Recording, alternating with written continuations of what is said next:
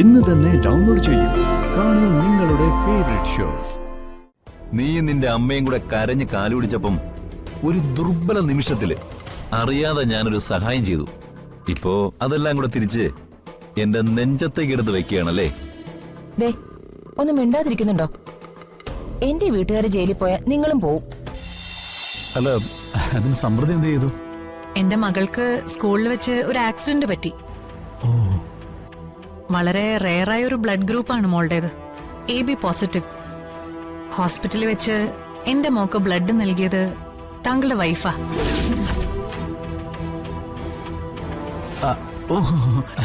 ഇല്ല, അത് ഞാൻ അറിഞ്ഞിരുന്നില്ല. വൈഫ് അടുത്തുണ്ടോ? ഇല്ല, ഞാൻ പുറത്താണ്. വൈഫിനോട് എന്റെ ഒരു താങ്ക്സ് പറയണം. നാളെ ഞാൻ നേരിട്ട് വന്ന് താങ്ക്സ് പറഞ്ഞോളാം. Oh great, you are always welcome. Okay, thank U.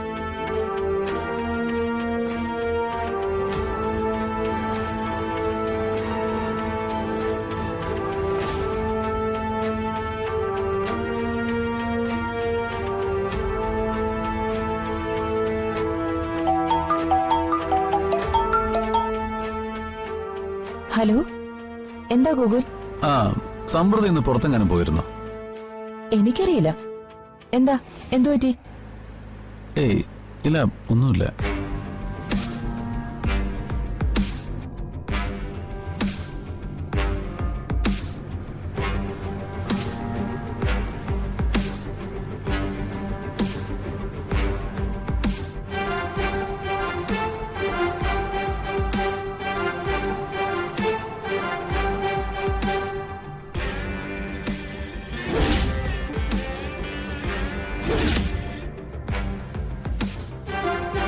എന്താ ഇത്? എന്തിനാ ഇതൊക്കെ വാരി വലിച്ചിട്ടിരിക്കുന്നേ? അത് പിന്നെ അലമാരയിൽ ഫയലിരിക്കുന്ന കണ്ടപ്പോ വെറുതെ ഒരു കൗതുകത്തിനെടുത്ത് നോക്കിയതാ.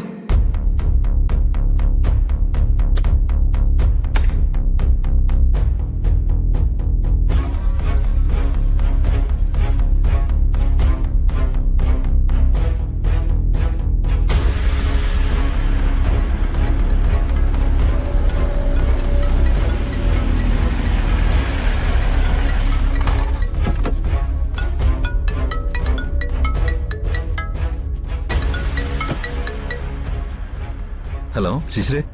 രാജുവേട്ടൻ തിരക്കിലാണോ? തിരക്കുണ്ട്. എന്താ പ്രശ്നം? എനിക്കൊരു കാര്യം പറയാനുണ്ടായിരുന്നു. എനിക്കും ഒരുപാട് കാര്യങ്ങൾ പറയാനുണ്ട്, പക്ഷെ ഇപ്പൊ ഡ്യൂട്ടിയിലാണ്. അത് കഴിയട്ടെ.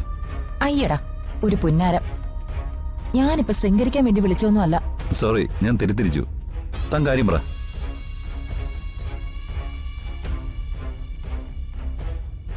അവൾക്ക് ഓർമ്മശക്തി തിരിച്ചു കിട്ടിയോന്ന് എനിക്കൊരു സംശയം. ആർക്ക്? ആ സമൃദ്ധയ്ക്ക്.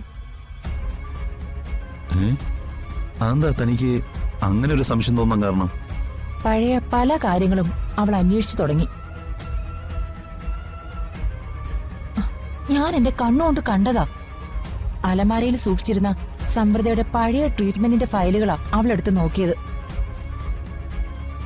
ഓർമ്മ തിരിച്ചു കിട്ടിയില്ലെങ്കിൽ പിന്നെ മറവിയിലാക്കി കെട്ടിപ്പൂട്ടി വച്ചതൊക്കെ അവളെന്തിന് വീണ്ടും എടുത്ത് നോക്കണം? നിന്റെ അമ്മ തന്നെയല്ലേ അതെല്ലാം എടുത്ത് അവളുടെ അലമാര വെച്ചത്. അവള് സമൃദ്ധ തന്നെയാണെന്ന് അവളെ വിശ്വസിപ്പിക്കാൻ. ഇപ്പം അത് തന്നെ തിരിച്ചടിയും അറിയോ? ഇതൊക്കെ എന്തിനാ ഇപ്പൊ എടുത്ത് നോക്കുന്നെന്ന് ചോദിച്ചപ്പോ അവൾ ആകെ ഒന്ന് പരിഭ്രമിച്ചു. വെപ്രാളത്തോടെ അതെല്ലാം എടുത്ത് അലമാരെ കൊണ്ട് തിരിച്ചു വെക്കുകയും ചെയ്തു. നീ പറയുന്ന സത്യമാണെങ്കിൽ നമ്മൾ സൂക്ഷിക്കണം. അവളുടെ സ്വന്തം പേരും നാടും പഴയ ഓർമ്മകളും അവക്ക് തിരിച്ചു കിട്ടിയിട്ടുണ്ടെങ്കിൽ നമ്മൾ പലതിനും മറുപടി പറയേണ്ടി വരും. ചിലപ്പോ നിന്റെ ചേട്ടൻ വക്കീലും നീയും അമ്മയെല്ലാം ജയിലിൽ കിടക്കേണ്ടി വരും.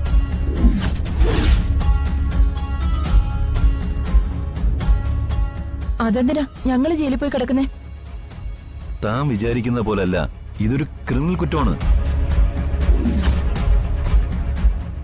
യഥാർത്ഥ വിവരം മറച്ചുവെച്ച് അപകടത്തിൽ ഓർമ്മ നഷ്ടപ്പെട്ട ഒരാളെ മറ്റൊരാളായി ഒളിപ്പിച്ച് താമസിപ്പിക്കുന്നത്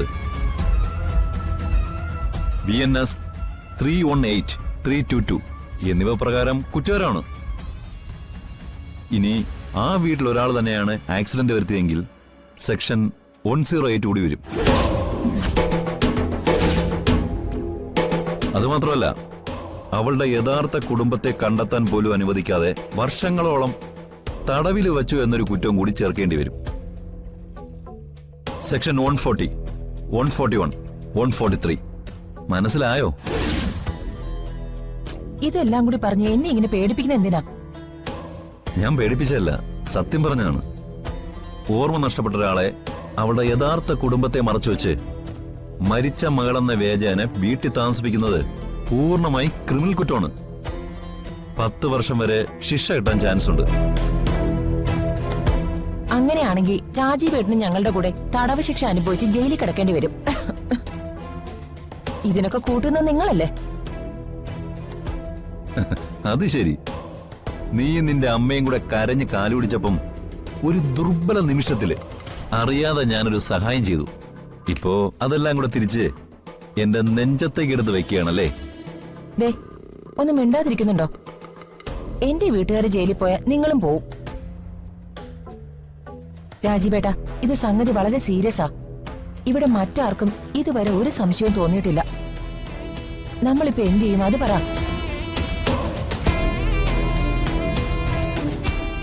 തൽക്കാലം നീയൊന്നും ചെയ്യണ്ട.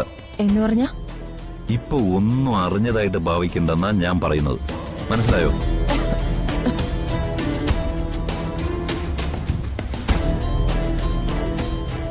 താൻ ചെയ്യേണ്ടത് എന്താണെന്ന് ഞാൻ പറയാം. കൃത്യമായിട്ട് അവരെ നിരീക്ഷിക്കുക.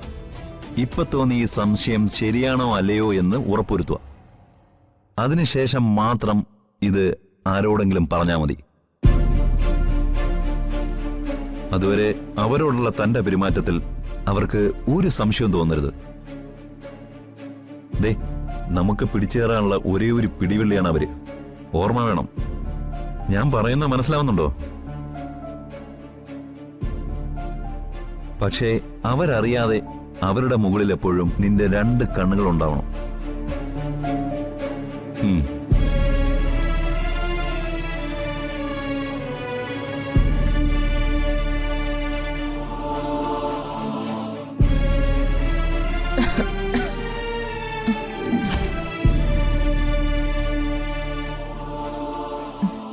നിന്നോടധികം ഫോണിൽ സംസാരിക്കരുതെന്ന് ഡോക്ടർ പറഞ്ഞിട്ടുള്ളതല്ലേ?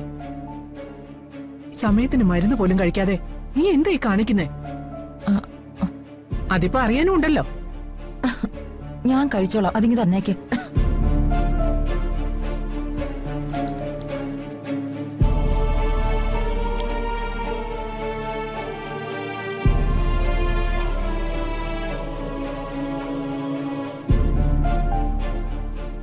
ബാക്കി മരുന്നുകൾ മേശ വെച്ചേക്ക്.